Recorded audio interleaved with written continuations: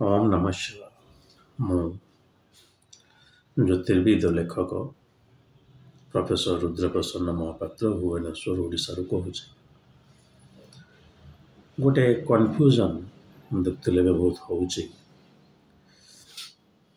लोक मत पचारे सा शनिंकर तो लुहा शनिंकर नील जोटा पर कि वीडियो कर मो इंस्टाग्राम को जाए आप देखिपारे जे को मंत्र लिखाई एक्चुअली मंत्र नुहे श्लोक लिखाई जातक पारिजात जो कि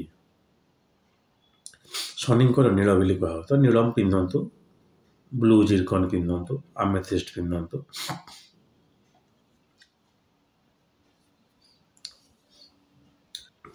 किंबा जेको गोटे ब्लू पथर पिंधतु शनि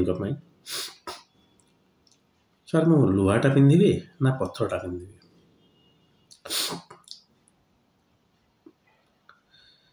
रत्नटार उपयोगिता है बहुत छोटे हो आपड़ गोटे 10 क्यारेटर रत्नटे पिंधिले ता काम जी आपड़ से गोटे 10 भरी सुना चेन पकड़ा सहित सामान आपड़ येलो टोपाज पुष्पराग तापर के डिटेल वीडियो करिया मन रखता पुष्पराग जिते कहुच्छी देवजस्य पुष्पराग अर्थात देवजस्य है आम बृहस्पति है देवगुरु तो तांकर पुष्पराग मणि तो पुष्पराग माने कौन कहले गोटे फूलर रंग कौन हो पारे हलदिया हो पारे धला हो पारे नालिया हो पारे इधर आम हलदिया कहीं कहले तो छाड़ू ता भर के डिटेल आलोचना करवा बट जो पुष्पराग मणि जब पोखराज बोली कहते से पुष्पराग मणि आपन जदि गोटे पिंधुंट ताले आपन सेठी बहुत गुड़ा सुना पकेवा दरकार नहीं आपन दीटा जाक करिपारंते तो रत्न पथरटा जो गोटे भावी नियंतु केमी बुझेबी जे गोटे हाई पावर विटामिन खाऊँ आपड़ से इक्वाल टू कि आप बहुत गुड़ा खाद्य खाइबे जमती आप एडवर्टाइजमेंट देखुए अच्छा सत भी जोटा से अनुसार प्रोसेस हो थाए से भाया रत्नटा अल्पर आपंकर कम चल जो मेटालटा बहुत पिंधा पड़ो घोड़ा नाल इटसेल्फ गोटे किसी बड़ फंक्शन आपनी करनी मन रखता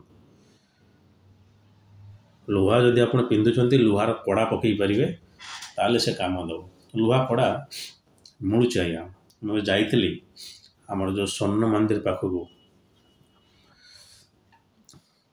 सेठी मुझे मोटा लुहा कड़ा देखी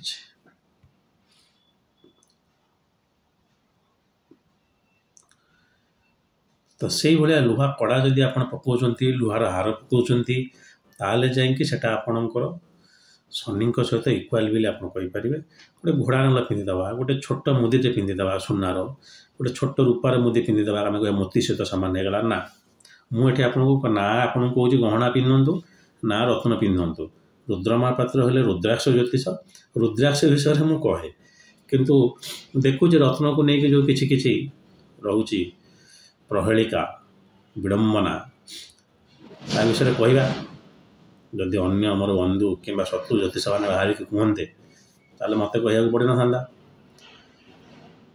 लोक मान आग अवगत करा से जिनसटा कौन जानतु सेटा है मोर उद्देश्य हो तो ये है आपणकर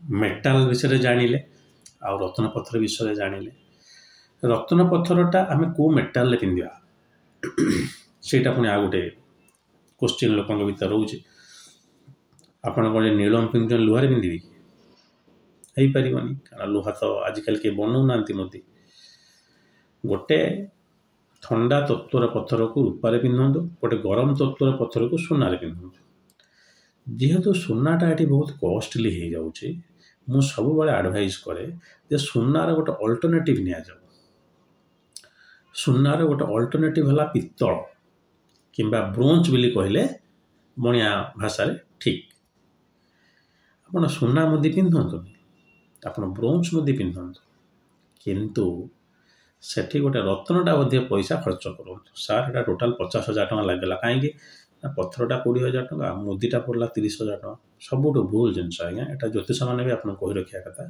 बरং आप पत्थरटा खर्च करूँ 50,000 टका एवं से ବ୍ରୋଞ୍ଜରେ 200-300 ଟଙ୍କା ପଡ଼ିବ, ବନେଇ ପିନ୍ଧିବେ ଆଉ କ'ଣ। ହଁ, ଯଦି ଆପଣଙ୍କର ସେମିତି ପଇସା ଅଛି, ଆପଣଙ୍କୁ ଆସ୍ଥେଟିକ୍ ପଇସା ଥାଉ କି ନଥାଉ ଛାଡ଼ି ଦିଅନ୍ତୁ, ଆପଣ ରତ୍ନଟା ସବୁବେଳେ କଷ୍ଟଲି ପିନ୍ଧନ୍ତୁ, ଧାତୁଟା ନୁହେଁ। ଆଉ ଧାତୁ ଯେଉଁଠି ଆପଣଙ୍କର ରତ୍ନ ଗୋଟେ କ୍ୟାରେଟ୍, ସେଠି ଆପଣ ଗୋଟେ କେତେ କହିବି 10 ଗ୍ରାମ ଭରି ଧାତୁ ନେଇକି ଚାଲନ୍ତୁ। ସେମିତି ଯଦିଓ କିଛି ଲେଖା ହେଇନି ଶାସ୍ତ୍ରରେ।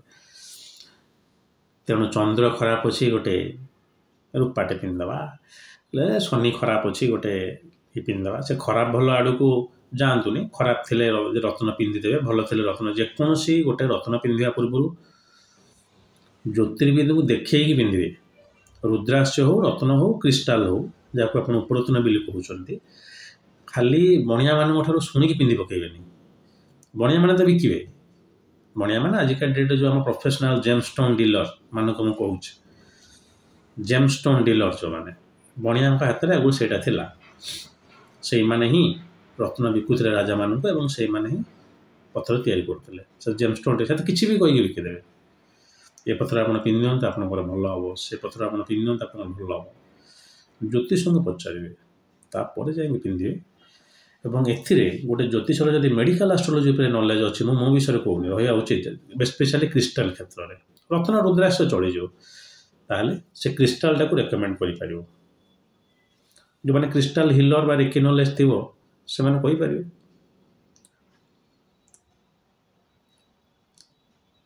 କିନ୍ତୁ ଆପଣ ଏମିତି ମନକୁ ମନ ପିନ୍ଧି ପକାଇବେନି ଯେ ଚନ୍ଦ୍ର ଟିକେ ଖରାପ ଅଛନ୍ତି। ଗୋଟେ ଏଠି କୁନି କୁନି ମୁଁ ଦେଖୁଛି ଚନ୍ଦ୍ରର ଲକେଟ୍ ହେଉଛି ରୂପାରେ, ତାକୁ ପିନ୍ଧି ପକାଉଛନ୍ତି। ଆଉ ଚନ୍ଦ୍ର ଦୋଷ ଟିକେ ଅଛି ତ, ବଢ଼ିଆ ହେଲା। ଆଉ ଆପଣ ତ ନିଜେ ନିଜେ ଚନ୍ଦ୍ର ଦୋଷ ବାହାର କଲେ, ନିଜେ ନିଜେ ବଟିକା ବି ଖାଇଦେଲେ। ଆଉ ଆମେ ଏଠି ଖାଲି ସକାଳୁ ଉଠିକି ଘଣ୍ଟି ବଜେଇକି ଏତେ ବହି ଫହି ପଢ଼ିକି ଆପଣଙ୍କ ଆଗରେ କୁକୁର ଭଳିଆ ଭୁକିବା କଥା। ଆଉ କିନ୍ତୁ ସେଇଠି ଯଦି କୌଣସି ଗୋଟେ ଜ୍ୟୋତିଷର କାମ ଟିକେ ନହେଲା, ମାନେ ସେ କହିଥିବା ଜିନିଷଟା 60-70% ହେଇଯିବ, କିନ୍ତୁ ଯଦି ଗୋଟେ 10% ନହେଲା, ଆପଣମାନଙ୍କର ରାଗ ମୁଁ ଦେଖିଛି। ଆପଣ ଜାଣିଛନ୍ତି ରୁଦ୍ରବାବୁ ଏମିତି କଲେ ଗୋଟେ କିଛି କାମ ହେଲାନି। ଆଉ ତେଣୁ କେବେ ବି ନିଜେ ନିଜେ ଡିସିସନ୍ ନେବେନି। ଯେକୌଣସି ଗୋଟେ ଜ୍ୟୋତିଷଙ୍କୁ ଦେଖେଇବେ, ଆପଣଙ୍କ ପାରିବାରିକ ଜ୍ୟୋତିଷ ହଉ, ଆପଣଙ୍କ ପାଖରେ ଯେଉଁ ଜ୍ୟୋତିଷ ରହୁଛନ୍ତି ତାଙ୍କୁ ଦେଖେଇବେ, ଦେଖେଇକି ଧାରଣ କରିବେ।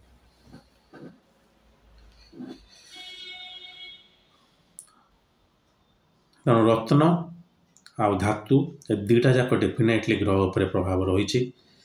ଯେଉଁଠି ରତ୍ନ ଆପଣଙ୍କୁ ଅଳ୍ପ ତାର ଓଜନ ବା ଯେତେ କଷ୍ଟଲି ରତ୍ନ ହେବ ସେତେ ଭଲ, କାହିଁକିନା ତାର ହାର୍ଡନେସ୍, କ୍ଲାରିଟି, କଟ୍ ଏଗୁଡ଼ା ଭଲ ଥାଏ, ଗୋଟେ କାମ ଦେଇଦେବ। ସେଇଠି ଧାତୁ ଆପଣଙ୍କୁ ବହୁତ ପିନ୍ଧିବା ଦରକାର। ମନେକରେ ଆପଣ କହୁଛନ୍ତି ଯେ ମୁଁ ରତ୍ନ ପୋଖରାଜ ପିନ୍ଧିବିନି, ମୁଁ ସୁନା ପିନ୍ଧିବି, ପିନ୍ଧୁନାହାନ୍ତି 10 ଭରି ସୁନା, ଅଲମୋଷ୍ଟ ଇକ୍ୱାଲ୍ ଟୁ, କିଛି ଅସୁବିଧା ନାହିଁ। ଆପଣ ପୋଖରାଜ ପିନ୍ଧିବା ଦରକାର ନାହିଁ। ଆପଣ କହିବେ ମୁଁ ନୀଳମ ପିନ୍ଧିବିନି, ମୁଁ ଲୁହା ପିନ୍ଧୁନାହାନ୍ତି। ଲୁହାରେ ଆପଣ କଡ଼ା ପକାଇ ପାରିବେ। ହଁ, ଲୁହାରେ ଆପଣ ଯଦି ଚାହିଁବେ ଚେନ୍ ବି ଯଦି ମୁଣ୍ଡୁଥିବ ପକାଇ ପାରିବେ। କିନ୍ତୁ ସବୁବେଳେ ଧାତୁଟା ରତ୍ନ ଓଜନରେ ଛୋଟିଆଟିଏ ମୁଦିଟିଏ, ଛୋଟିଆ ସେ ଘୋଡ଼ା ନାଲ ଗୋଟେ ବ୍ୟାଣ୍ଡ ସେପ୍ର ମୁଦି ହେଇଥିବ, ସିଏ ବିଲକୁଲ ଆଜ୍ଞା କାମ ଦେବନି। ତେଣୁ ଯଦି ଆପଣ ଏମିତି କରୁଛନ୍ତି, ଆପଣଙ୍କୁ କିଏ ଜ୍ୟୋତିଷ ବି କହିଥାନ୍ତୁ, ମୁଁ ଏଠି ଓପନ୍ କ୍ୟାମେରା ଆଗରେ କହି ରଖୁଛି, ଆପଣ ମୋ ଭିଡ଼ିଓ ତାଙ୍କୁ ଦେଖାଇ ପାରିବେ, ଏଗୁଡ଼ା ଭୁଲ। ସେଇଥିଲାଗି ତାର ନହେଲେ ତ ରତ୍ନର ସବଷ୍ଟିଚ୍ୟୁଟ୍ ଧାତୁ ହେଇଯାଇଥାନ୍ତା। ଯେଉଁଟା ବି ରତ୍ନର ସବଷ୍ଟିଚ୍ୟୁଟ୍ ଗୋଟେ ଧାତୁ, ରତ୍ନର ସବଷ୍ଟିଚ୍ୟୁଟ୍ ଗୋଟେ ଗଛର ମୂଳ, କିଛି ଅସୁବିଧା ନାହିଁ। କିନ୍ତୁ କେତେ ମାତ୍ରାରେ ଧାରଣ କରିବେ ସେଇଟା ଜାଣିବାର ଅଛି। ଆପଣ ଯେମିତି କହିଲେ ଗୋଟେ ଛୋଟ ଭିଟାମିନ୍ କ୍ୟାପସୁଲ୍ ଖାଇବା ଯାହା, ଗୋଟେ ଅଧିକ ଖାଇବା ସେଇଭଳିଆ ଆପଣ ଯଦି ରତ୍ନଟା ସେ ଭିଟାମିନ୍ କ୍ୟାପସୁଲ୍ ହେଲା, ଧାତୁଟା ଟିକେ ଅଧିକ ରହିବା ଦରକାର। ଯଦିଓ ମୁଦି କଲାବେଳେ ଆପଣ ଏଇଭଳିଆ ଥଣ୍ଡା ଗରମ ଧାତୁ ନେଇକି କରିପାରିବେ।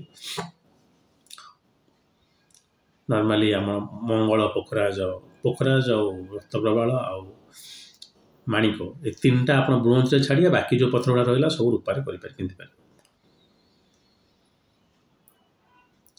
ମୁଁ କହି ରଖୁଛି, ମୋ ପାଖକୁ ଯେଉଁମାନେ ଜାତକ ଦେଖିବାକୁ ଆସନ୍ତି ସେମାନଙ୍କୁ ପ୍ରାୟ ରତ୍ନ ଲେଖାନି। ପ୍ରାୟ ମାନେ ନୁହେଁ, ମୁଁ ରତ୍ନ ଜ୍ୟୋତିଷ ନୁହେଁ, ପ୍ରାୟ ଏତେ ଇଏ କରେ ନା, କାରଣ ରତ୍ନ ଗୁଡ଼ା ହୁଅନ୍ତୁ ବା କ୍ରିଷ୍ଟାଲ ହଉ, ସେଗୁଡ଼ା ଗୋଟେ ପ୍ରକାର ହିଲିଂ ପ୍ରପର୍ଟିସ୍ ତାର ଅଛି। ଆଷ୍ଟ୍ରୋ ବେନିଫିଟ୍ ବିଶେଷ ଏନ୍ସିଓର୍ଡ ନୁହେଁ, ଯଦିଓ ମୁଁ ବିଲକୁଲ ମନା କରୁନାହିଁ, କାରଣ ବହିର ଅକ୍ଷରରେ ଲେଖା ହେଇଛି। ମାଣିକମ୍ ଜନନାୟକସ୍ୟ ବିମଳା ମୁକ୍ତା ଫଳଂ ଶୀତବ। ତେଣୁ ମୋତିଟା ଚନ୍ଦ୍ରଙ୍କର ଏବଂ ମାଣିକଟା ସୂର୍ଯ୍ୟଙ୍କର ବି ଲେଖା ହେଇ, ତେଣୁ ମୁଁ ମନା କରିପାରିବିନି, କିନ୍ତୁ ମୁଁ ରେକମେଣ୍ଡ କରେ ନା। ଆପଣ କହିବେ ସାର୍ ରତ୍ନ ବିଷୟରେ ଟିକେ ଟିକେ କହୁଛନ୍ତି, ସାର୍ ବୋଧେ ରତ୍ନ ବିକିବା ପାଇଁ କହୁଛନ୍ତି। ନା, ମୁଁ ଅତି ବେଶୀ ରୁଦ୍ରାକ୍ଷ ଆଉ ଟିକେ କ୍ରିଷ୍ଟାଲ ଦିଏ, ଯେହେତୁ ମେଡ଼ିକାଲ ଆଷ୍ଟ୍ରୋଲୋଜି ଉପରେ ମୋର ବହି ଲେଖିଛି ମୁଁ ଅଲରେଡ଼ି। କହିବାର ଉଦ୍ଦେଶ୍ୟ ହେଲା ଆପଣ ଜାଣି ରଖନ୍ତୁ। ଯଦି ବି ଗୋଟେ ଘୋଡ଼ା ଲାଲ ପିନ୍ଧି ଦେଇଛନ୍ତି, ଭଲ ତ ନୁହେଁ, କିଛି ନ ପଚାରିକି ପିନ୍ଧିବା ଉଚିତ ନୁହେଁ, ବିଶେଷ ଫଳପ୍ରଦ କରିବ ନାହିଁ।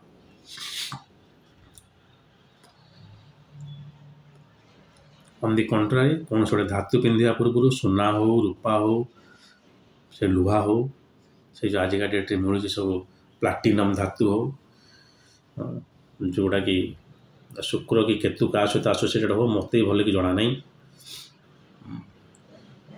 ହ୍ୱାଇଟ୍ ସିଲଭର, ଏସବୁ ଜିନିଷ ଆପଣ ପିନ୍ଧିବା ପୂର୍ବରୁ ନିଜର ଜ୍ୟୋତିର୍ବିଦଙ୍କୁ ପଚାରି ରଖିବା ଭଲ, କାରଣ ଧାତୁ ଗ୍ରହ ସହିତ ଆସୋସିଏଟେଡ଼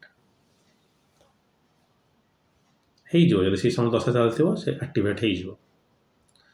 ତେଣୁ ଧାତୁ, ଡ୍ରେସ୍ ଚାଲନ୍ତୁ ସେ ରଙ୍ଗ ଥେରାପି ଉପରେ ବି ଆପଣ ଡ୍ରେସ୍ ବି ପଚାରି ପାରନ୍ତି, କିନ୍ତୁ ଧାତୁ ଯେମିତି ରତ୍ନପତ୍ର ପଚାରୁଛନ୍ତି ସେଇଭଳିଆ ଆପଣ ଯଦି କହିବେ ନାହିଁ ସାର୍ ମୁଁ ରୂପା ପିନ୍ଧିପାରିବି ନା ମୁଁ ସୁନା ପିନ୍ଧିପାରିବି, ଏଟା ସବୁ ଜାଣିକି ଆପଣ ଧାରଣ କରିବେ। ରତ୍ନ ଆଉ ଧାତୁ ପରସ୍ପର ସବଷ୍ଟିଚ୍ୟୁଟ୍ ହେଲେ ମଧ୍ୟ ସିଏ ପରିପୂରକ ବି ହେଇପାରନ୍ତି ଏବଂ ଅଲଗା ଅଲଗା ଭେରାଇଟିରେ ଆପଣଙ୍କୁ ପିନ୍ଧିବାକୁ ପଡ଼ିବ। ଯେଉଁଠି ରତ୍ନ ଏତିକି କାମ ଚଳିବ, ଏଠି ଧାତୁ ବହୁତ ପିନ୍ଧିବାକୁ ପଡ଼ିବ। କିନ୍ତୁ କୌଣସି ଜିନିଷ ଆପଣ ବିନା ଜ୍ୟୋତିର୍ବିଦଙ୍କୁ ପଚାରିକି କରିବେ ନାହିଁ। ଦୁଇଟା ଆଡ଼ୁ ଆଜ୍ଞା ଭୁଲ ହେଇଛି। ଗୋଟେ ହେଲା ଲୋକମାନେ ତାଙ୍କ ନିଜେ ନିଜେ କରି ପକେଇଛନ୍ତି। ଦ୍ୱିତୀୟତଃ ଆମ ଜ୍ୟୋତିଷ ଫ୍ୟାଟର୍ନିଟିରେ କିଛି ଲୋକ ଅଳ୍ପ ବିଦ୍ୟା ଭୟଙ୍କରୀ, ପାଠ ପଢ଼ିଲେ ନାହିଁ।